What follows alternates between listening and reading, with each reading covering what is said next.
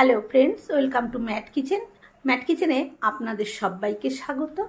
পুরনো বন্ধুদের পাশে থাকার জন্য ধন্যবাদ এবং নতুন বন্ধুদের স্বাগত জানিয়ে শুরু করছি আজকের রেসিপি।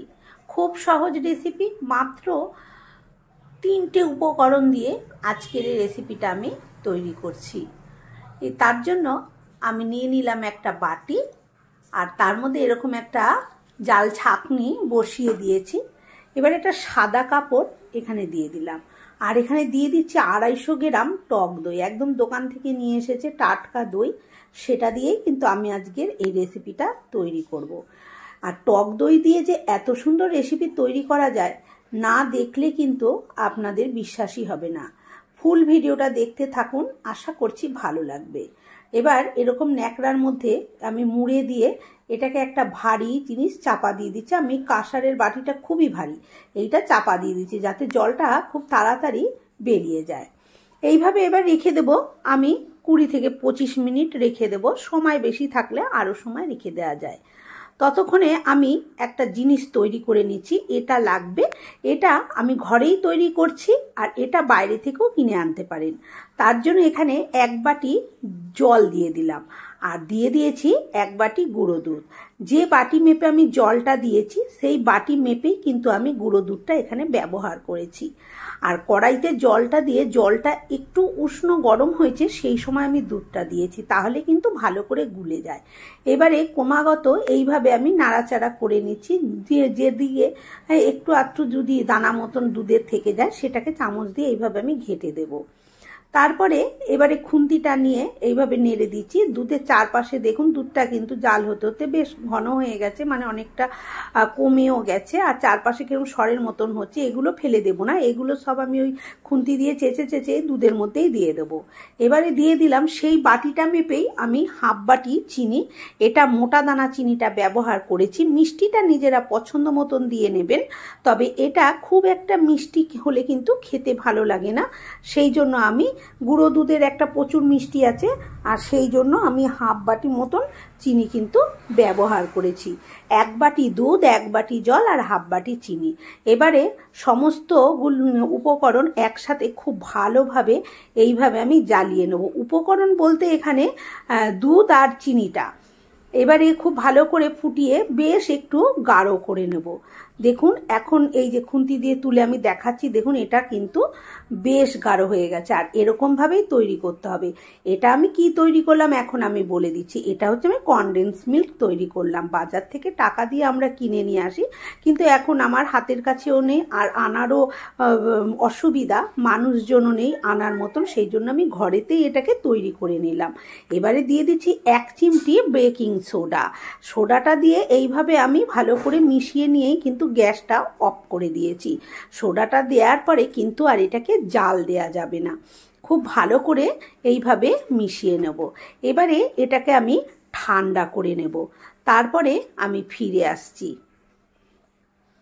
কত সুন্দর দেখুন, একদম বাইরের দোকানের মতন কনডেন্স মিল্ক কিন্তু তৈরি হয়ে গেছে। 20 মিনিট মতন পরে আমি আবার ফিরে এসেছি। ততক্ষণে আমার দুধের কনডেন্স মিল্কটাও কিন্তু ঠান্ডা হয়ে গেছে। এবারে যে দইটা থেকে আমি জলটা ঝরাতে দিয়েছিলাম সেটাকে এরকমভাবে খুব ভালো করে চিপে নিলাম। যেটুকু জল আছে সেটুকু কিন্তু ঝরে যাবে। দেখুন এই যে পুরো চিপে বার করে নিয়েছি।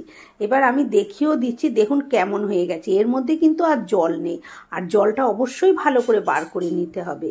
এবার এতে কি করছি, এরম একটা মিক্সিং বোল নিয়েছি, তার মধ্যে আমি এই যে দেখুন দইয়ের এই যে দলাটা তৈরি হয়েছে এটা এরকমভাবে নিয়ে নিলাম। দেখে কিন্তু মনেই হচ্ছে না যে এটা টক দই।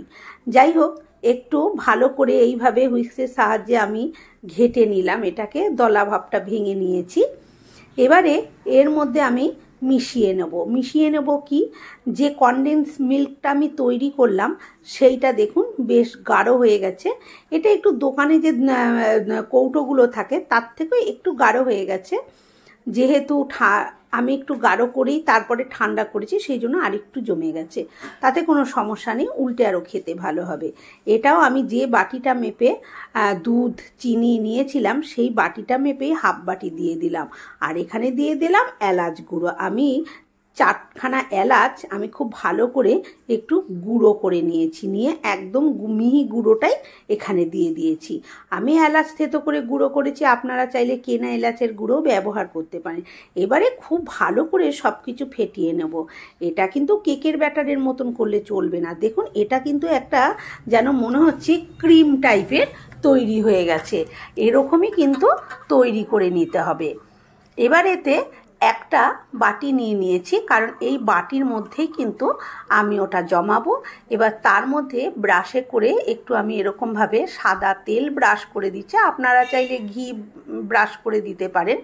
তারপরে এর নিচের দিকে আমি একটা কাগজ এরম দিয়ে দিলাম। আমার কাছে বাটার পেপার ছিল না, আমি সাদা খাতার পাতায় একটু কেটে এরকমভাবে দিয়ে আবার তেলটা উপর থেকেও ব্রাশ করে দিলাম। ভালো করে তেলটা আমার ব্রাশ করা হয়ে গেছে।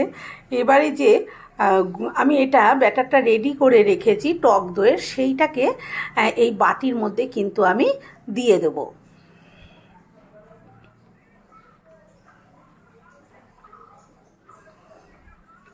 এটা কিন্তু এরকমই ঘনত্বের করতে হবে, একটা ক্রিমের মতন, কিন্তু অন্য রকম করলে কিন্তু এটা হবে না। এবারে স্প্যাচুলাটা দিয়ে খুব ভালো করে আমি এটাকে এইভাবে ছড়িয়ে চারপাশে দিয়ে দিচ্ছি, ঠিক করে চেপে চেপে একটু বসিয়ে দিচ্ছি।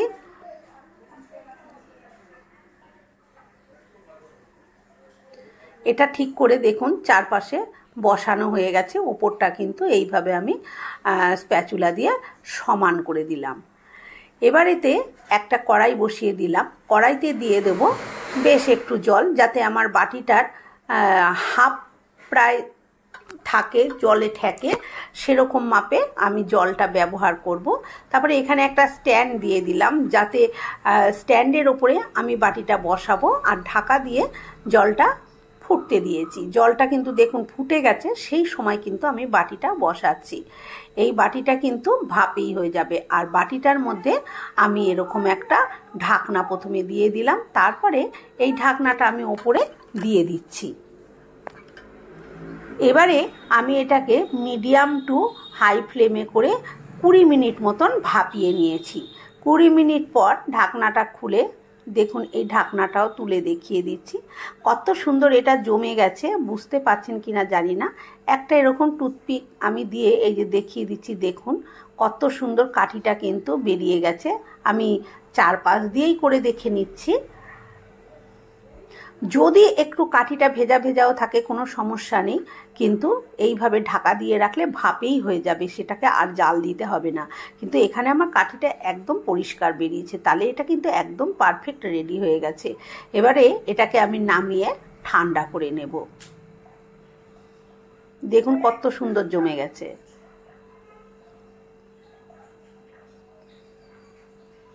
ঠান্ডা করে নিয়ে তারপরে আমি ফিরে আসছি।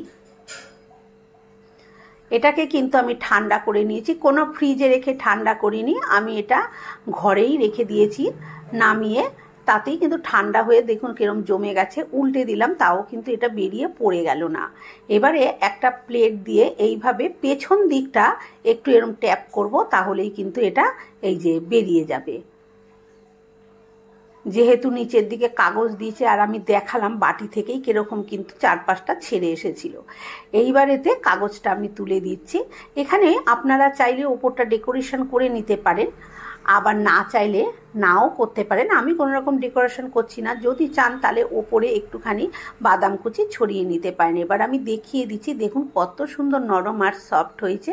ঘরে থাকা জিনিস দিয়ে খুব সুন্দর এরকম একটা মিষ্টি রেসিপি শেয়ার হয়ে গেল।